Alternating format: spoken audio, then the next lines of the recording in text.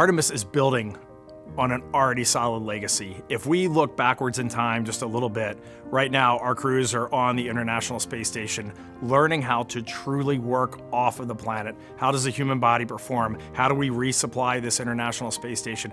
These are lessons that will be critical on the moon and as we look forward.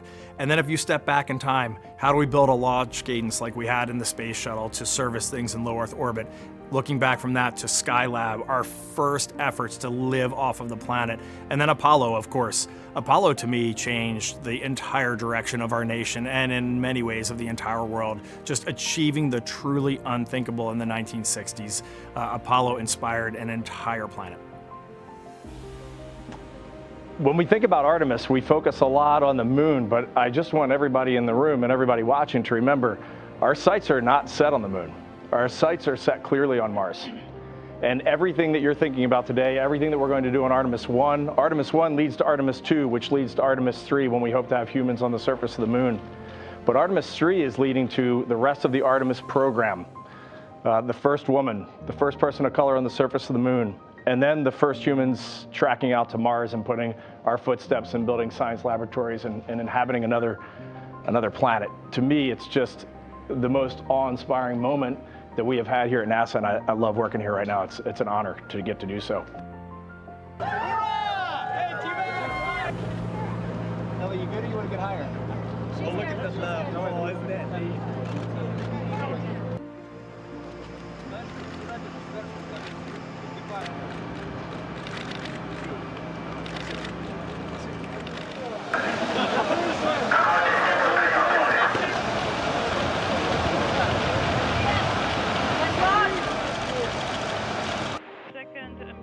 Boosters beginning to fire.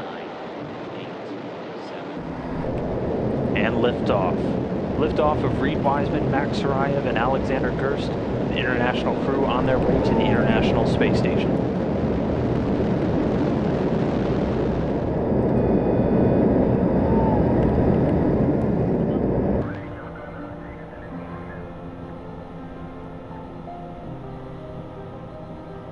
My window is totally clear if you want to come up here.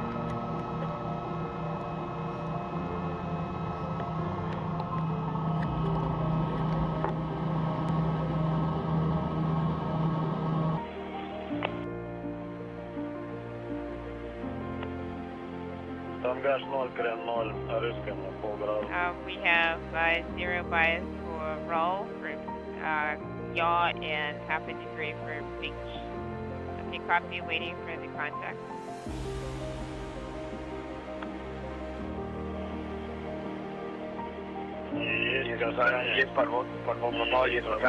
All speaking simultaneously. And contact and capture confirmed at 8:44 p.m. Central Time.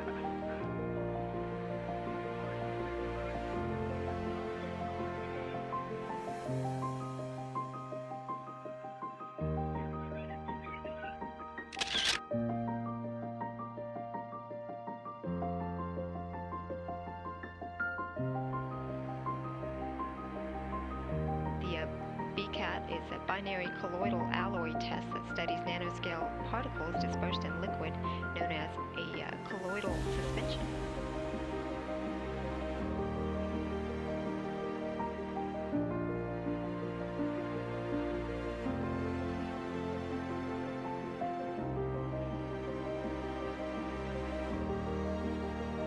We spent about, I don't know, probably a quarter of our time looking in ourselves and what is going on with the human body. Right there I'm looking at my calf muscle on the ultrasound. Really neat to watch my calf go from the back of my leg, and it kind of regrew on the front of my leg because I was just using different muscles while I was up there.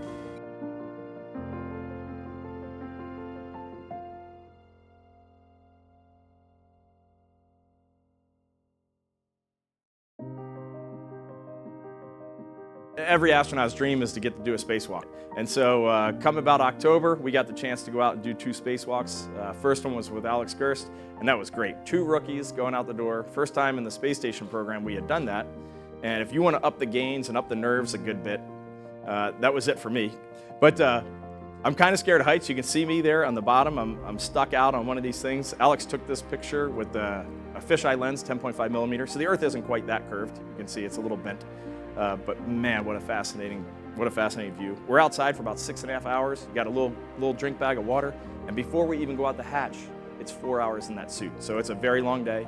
This is the hardest thing I've ever done, mentally, physically, it doesn't matter. This is the hardest thing I've ever done. I've landed on a Navy ship over 500 times, a bunch of them at night, but this takes the cake for difficulty. And also takes the cake for just a ridiculously cool thing to get to go do.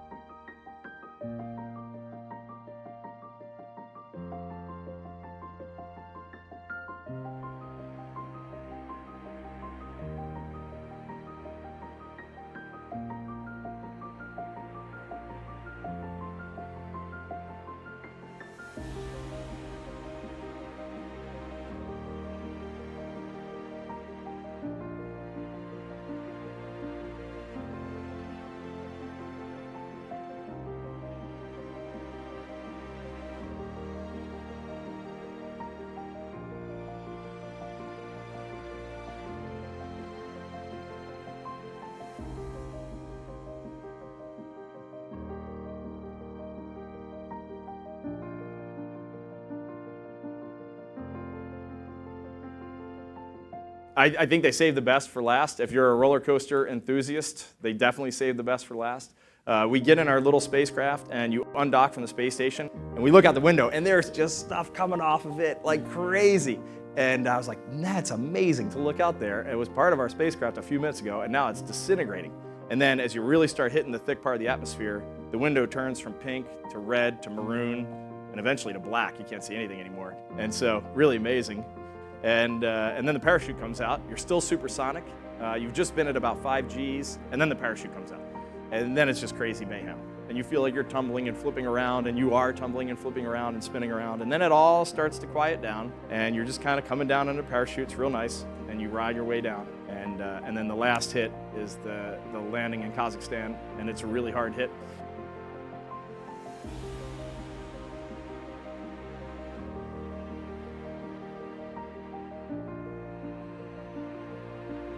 The rescue forces open our hatch almost immediately. You feel this cold air of Kazakhstan come in, great feeling. And then they start pulling you out one by one. I was the last one to get pulled out. And as you're going out, like I wanted to touch the outside of that spacecraft and get my hands all charred and black from all that. So I did that, and then they put you in a seat.